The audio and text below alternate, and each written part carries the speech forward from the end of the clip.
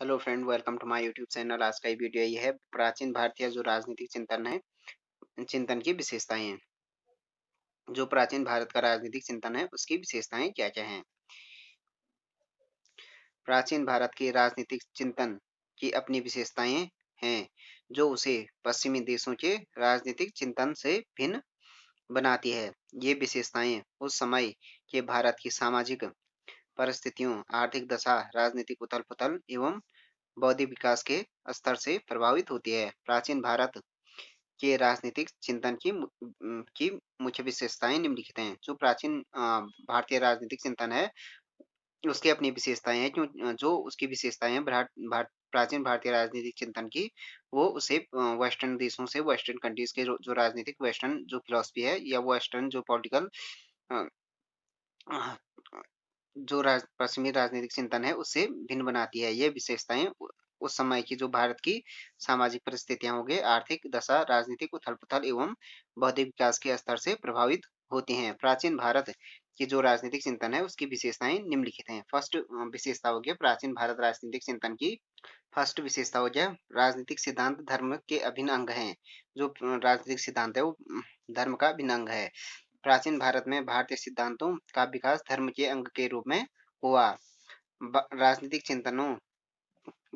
चिंतकों ने राजनीति और धर्म को एक दूसरे से पृथक नहीं किया। राजा और शासन का मुख्य उद्देश्य का मुख्य कर्तव्य धर्म का पालन करना समझा गया। राजनीति में नैतिकता का समावेश रहा। धर्म की रक्षा करना राज्य का प्रमुख दायित्व था।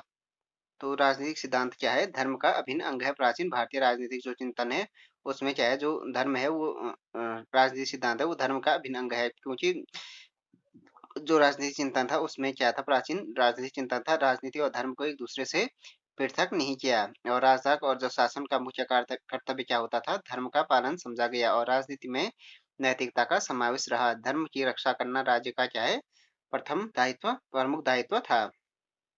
दूसरा हो गया राजा को सर्वोपरि स्थान। प्राचीन भारतीय राजनीतिक चिंतन में राजा के पद को उच्च स्थान दिया गया। सभी चिंतकों ने राजपद को देवीय माना है और राजा में देवीय गुणों का समावेश किया है। राजा और राज्य के मध्य कोई अंतर नहीं किया गया। यद्यपि राजा को उच्च स्थान दिया गया तथापि उसे निरंकुशता की स्थिति प्रदान नहीं की गई।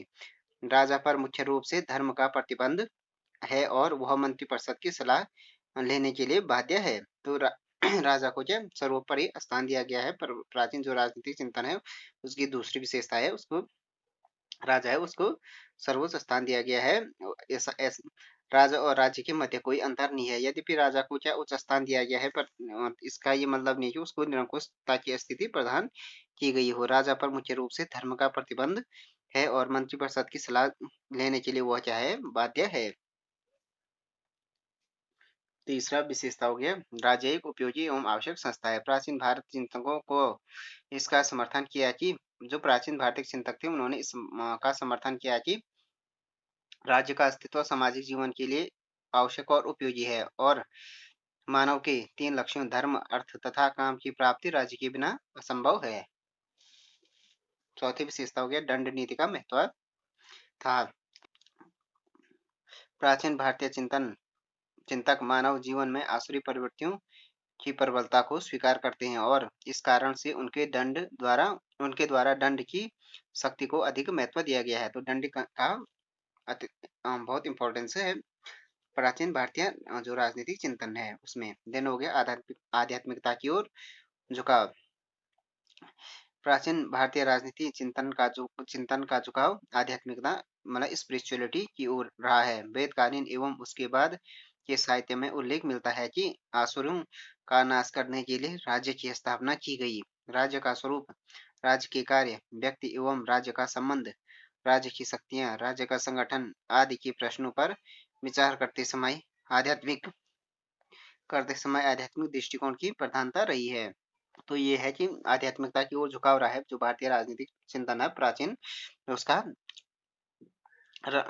इसमें राज्य का स्वरूप, राज्य के कार्य, व्यक्ति और राज्य का संबंध, राजा की शक्तियां, राज्य का संगठन आदि प्रश्नों पर विचार करते समय आध्यात्मिक जो दृष्टिकोण है उसकी प्रधानता रही है।